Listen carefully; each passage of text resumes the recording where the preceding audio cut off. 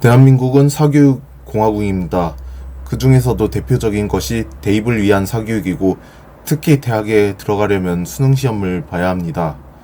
수능 과목 중에서도 가장 어려운 것이 수학입니다. 그 때문인지 사교육 걱정 없는 세상을 만들겠다는 그런 어른들이 계신데, 그분들께서는 수능 수학의 범위를 축소하고 특히 어려운 내용을 시험 범위에서 제외하면 사교육이 줄어들 것이라고 주장하고, 그렇게 되도록 교육계에 압력을 넣었습니다. 결국 그렇게 해서 실제로 수능 시험의 범위는 축소되었습니다. 하지만 그렇게 해서 정말 사교육이 줄어들었을까요? 아닙니다. 오히려 더 늘어났습니다. 왜 그럴까요? 그분들께서 간과한 것이 있습니다.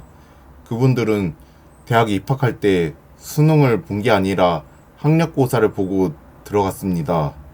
학력고사는 고등학교에서 배우는 거의 모든 과목을 대상으로 시험을 보기 때문에 시험 범위는 넓었지만, 그 대신 지금처럼 소위 킬러 문제라고 하는 문제는 존재할래야 존재할 수가 없었습니다. 그분들은 시험 범위가 줄면 공부 분량이 줄고 따라서 사교육도 줄 것이라고 생각했습니다. 하지만 현재의 수능은 국어, 수학, 영어, 사회 또는 과학만을 다루고 있으며, 범위는 학력고사에 비교한다면은 훨씬 좁습니다. 이런 상황에서 수학 시험 범위를 줄이니까 어떻게 되었습니까? 오히려 킬러 문제의 비중이 더 늘어났습니다. 저는 마지막 7차 교육과정 세대였고, 저 때만 해도 킬러 문제라는 말 자체가 없었습니다. 그런 단어를 들어본 적도 없었고요. 왜냐하면 그 시절에 수학 시험 범위가 넓었기 때문입니다.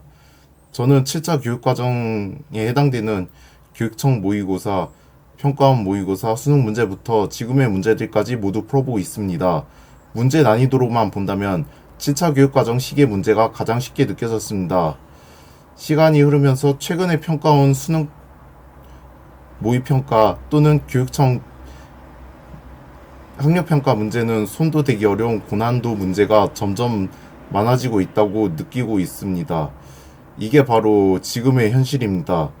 수능 수학 시험 범위를 줄인 결과 단지 킬러 문제만 늘어난 것이 아니고, 이로 인해서 대학에서의 문제도 발생되고 있습니다. 대학들은 이제 신입생들의 기초학력 문제 때문에 골머리를 앓고 있는데, 어느 대학에서는 물리, 화학, 수학 과목에 대한 보충 수업을 개설했고, 또 예비 신입생을 대상으로 겨울방학 동안 기초 수학과 물리를 가르치는 신입생 예비대학을 운영하는 학교도 있습니다. 그리고 또 서울에 있는 모 대학 교수님께서는 기초학력 부진이 특정 과목에 대한 기피 현상으로 이어지고, 이는 학문적 욕구 저하로 연결된다고 말씀하셨습니다. 이것이 시사하는 바가 뭐냐면은, 대학에서 전공 포기자가 속출할 수 있다는 것입니다. 한마디로 고교 교육과정의 축소는 고등교육의 붕괴로 이어질 수 있다는 것입니다. 일본에서 유토리 교육을 시행한 결과 학력 저하라는 부작용을 겪었습니다. 그런데 지금처럼 교육과정 축소와 킬러 문제 중심의 수능 체제가 계속된다면 앞으로의 세대는 그 유토리 세대보다 더 안 좋은 평가를 받게 될지도 모릅니다. 이상입니다.